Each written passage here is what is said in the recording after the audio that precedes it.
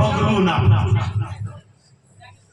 નકર દીકરીની વેદના એ બહુ કઠિન વેદના છે.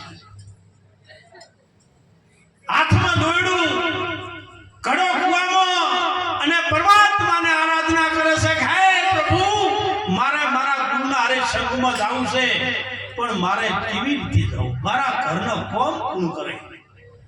અને આટલી કરુણા પ્રગટ થઈ જાણે કુટુંબ સગા સંબંધી બધાયના હારે કનેક્શન કપાઈ જાહે તો એ ડાયરેક્ટ પડશે. તમને ખબર છે દ્રૌપદીના ચીર ખેંચાતા હતા, મહાભારતની વાત છે. પોત પતિ કોઈ નમલા કાયર નતા. ભીષ્મ પિતા પાટો મેલે તો ધરતી હલાવે. ગુરુ દ્રોણ કૃપાચાર્ય કેવા હારથી બેઠા હતા. હો હાથીનું બળ હોય એટલા બળવાળો દુશાસન દ્રૌપદીના ચીર ખેંચતો હતો બા. અને દ્રૌપદી નીચે કહેતી હતી બચાવો બચાવો બચાવો. કોઈ તૈયાર ના થયું. સાડી છૂટી ગઈ, પાટલી નીકળી ગઈ, ગોટ છૂટવાની તૈયારી. દુશાસને આંસુ માર્યો ને તાણે દ્રૌપદી એમ બોલી હતી કે કનૈયા રખલ તું. હાથ છોડીને બોલી હતી. અને ઉપરથી ચીર પૂર્યો છે, બધાને ખબર છે કે નહીં? પણ જાણે કોઈનો નાતો સંગ છોડ્યો તાણે. આ તો દુનિયા સવારથી બા. શકુભાઈએ અંતરનો પુકાર થયો ને, પરમાત્મા ખુદ શકુનું રૂપ લઈને આવ્યા. ઘણીવાર ઘણીને એમ થાય ભગવાન બહુ થઈને આવ્યો છે. ખુલાસો પાડું તમારા આગળ, ખુલાસો કરું. ભગવાન બહુ થઈને નહીં આવ્યો. નરસિંહ મહેતાનો વ્યવહાર થઈને આવ્યો તો. મીરાબાઈનો તારણ હાર થઈને આવ્યો તો. એમાં વહુનો વારું થઈને આવ્યો છે. શું થઈને આવ્યો છે? વહુનો વાર. અને શકુભાઈ ઓળસી નાય કે આપણે ઘેર કે સાચું ભક્તિ પાકે ને તો પરમાત્મા આવે, પણ જો ઓળખવાની શક્તિ નહીં હોય તો ઘેર ઓટો મારી જતો રહેશે. શકુભાઈને કીધું કે શું બેટા વિચાર કરે છે કે મારે સંતમાં જવું છે, પણ મારા ઘરનું કોમ કોમ કરે? શકુ ભૂલી જઈ. ભગવાને કીધું ખુદ પરમાત્મા આવ્યો, જેને દર્શન કરવા જવું છે એ આવ્યો છે. પણ ઓળખી એકતા દધાણાનો છે, આ તો આ સમાજનો છે. ઓળખવી શક્તિઓને પરમાત્માને કાઢવા છે.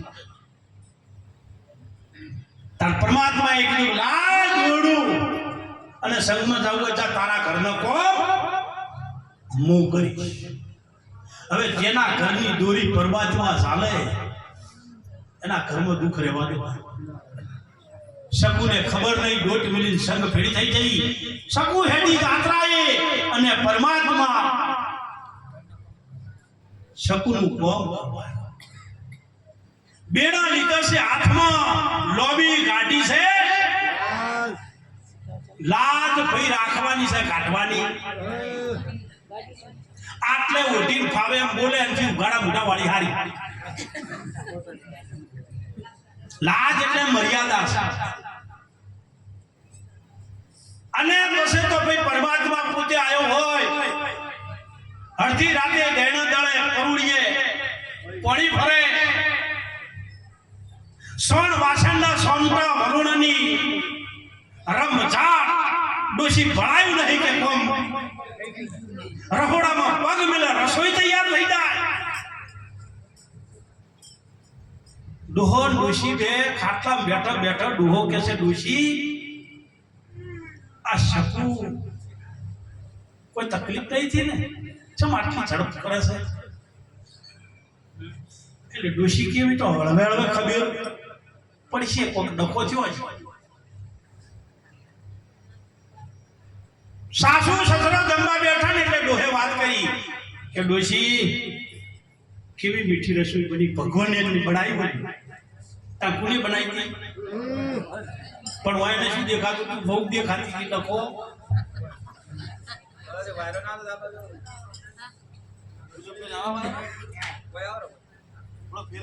એમને ના નહીં ફેરવવું ને, ફેરવતા તો નહીં. ભલે રેબમ જેમ થઈ જાય તો એ ના કાકા ફરી જા બાપા તમે પણ બેહો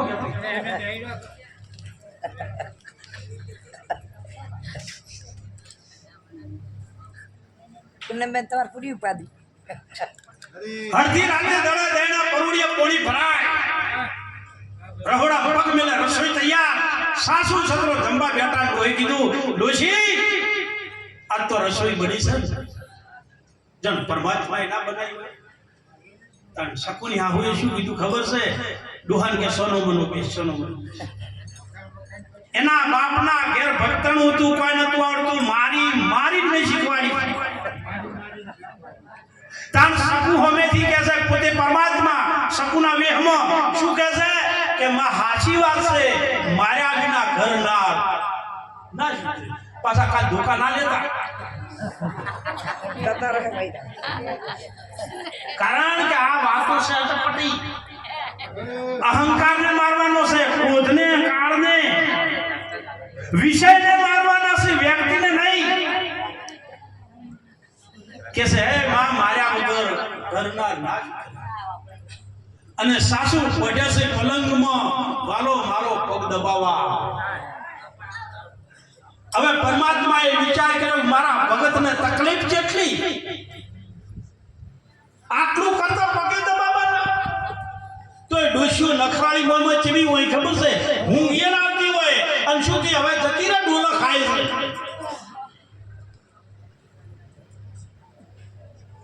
ભગવાને વિચાર કર્યો ખરેખર આનું ઘણું દબાયું કાંઈ મને દુઃખ જાય પણ મનમાં એમ થયું કે હું ઘણું દબાવું ડોશી તો મરી જાય પણ મારા ભગતની આબરૂ જાય છે કોની એક ભગત માટે પરમાત્મા કેટલું કામ કરે વિચાર કરો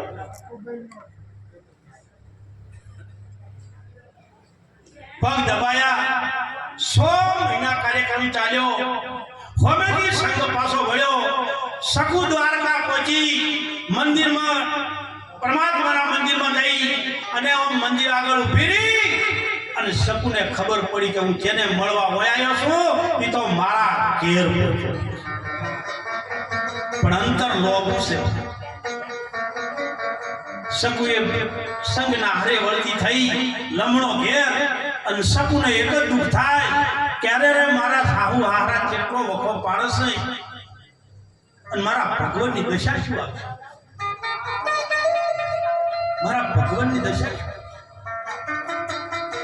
100 મહિને સંઘ પાછો આવવાની તૈયારી પરમાત્માને ખબર પડી કે શમાળ સંઘ આવ્યો છે અને બીડો લઈ અને જમ કુવો પાણી ભરીને આવ્યો તો ને એમ કુએ જઈને ભર્યો હમે શકુ પગ નહીં પડતો શકુનો પગ કે કેટલો વખો પાડ્યો છે પરમાત્મા કહે છે બેટા હાલિયા પથરો પડે ને ભગવાનના પગમાં પડી ગઈ કે પરમાત્મા મારા મા બાપ જતા રહ્યા એક મારા મા બાપના વચન ખાતર આ ઘેર આખું જીવન મેં પાર પાડ્યું અને હજુ મને ઘરનો કોઈ ઓરતો નહીં ઘરમાં નહીં કોઈ દીવા કોઈ અગરબત્તી અરે કોઈ ઘરમાં ફોટો નહીં 4 વાગે ઉઠવાનું 10 વાગે ઉઠવાનું કોઈ સંતને મારા ઘેર હું નહીં લાવી હતી આવું જીવન મને બેકાર છે હે પ્રભુ મને લઈ દે જો મારા સંતનું મારા ભક્તોનું જો પુણ્ય દયા ધર્મ નીતિ ના હોય એ ઘેર જીવવું કે બેકાર પરમાત્મા સને શકુને કહે છે બેટા ચિંતા ના કર તું આ જા આજ પછી તને કોઈ દુઃખ પડે તો હું ખુદ લેવા આવીશ ભગવાનના વચન ખાતર શકુ બેડું લઈ અને ઘેર આવ્યો અને ઘેરાઈ થોડા ઘણા કામ કરતી હતી અને પેલા સાધુનો સંગ ઉતર્યો ને એમાં સાધુએ કીધું 2 જણા જઈ અને શકુના ઘેર ભલામણ કરી આવો કે મેં હાચવીને લઈ ગયા હતા મારી દીકરીને હાચવીને કોઈને ખબર છે કારણ કે પરમાત્માને સોનું રહેવું છે પણ સંતો સોનો રહેવા દેતા સાવકનું કરે છે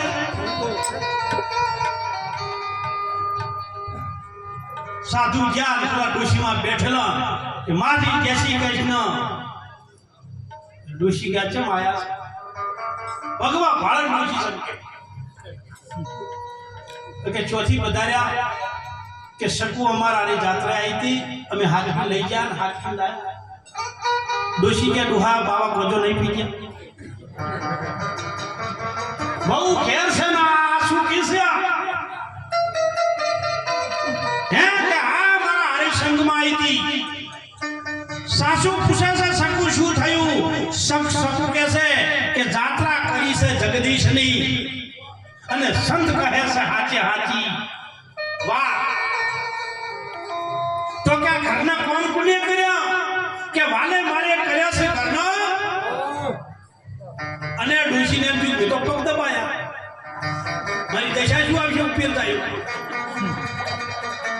સાસુ સસરો પડ્યા પગમાં માફ કરજો અમારો એ વખતે સબ બહુડો ચાલે છે તમે મારા માફ કરશો તમારે મારા પગમાં ના પડાય એના આવું આરો શું કહેશે કે બેટા તારા લીધે ભગવાન આવ્યો કે મારા લીધે ભગવાન આવ્યો હોત તો મારા પિયરમાં આવ્યો જેની ખુમારી જુઓ સાસુ સસરાને કહે છે કે તમારા લીધે આવ્યો છે તો એ મોટો અહીંયા જ કરે સાસુ સસરોજી પડ્યા પગમાં માફ કરજો અમારો અપરાધ રામ ભક્ત પુનિત એમ ગાય છે ભક્તોને આધીન અને કે તમે પ્રશ્ન કર્યો તો ને કે આ વાહણ ઉપર તારું નામ ચમશે નેના એ દાડે શકુ કહે છે આ નેના વાહણ ઉપર મારું નામ ચમશે મોટા ઉપર મારા બાપનું નામ છે તમે જ પ્રશ્ન કર્યો તો ને મેં કીધું તું ગમનું પાપા પકડી મોડું છું મારાથી આ ના બોલાય માં હોમું તણ આજ એનો જવાબ આલો કે નોનું વાહન છે ને દીકરી એટલે શું પડજો નોનું વાહન છે ને એ રોજે રોજ સુલે સડે રોજ કાળું થાય રોજ માટીથી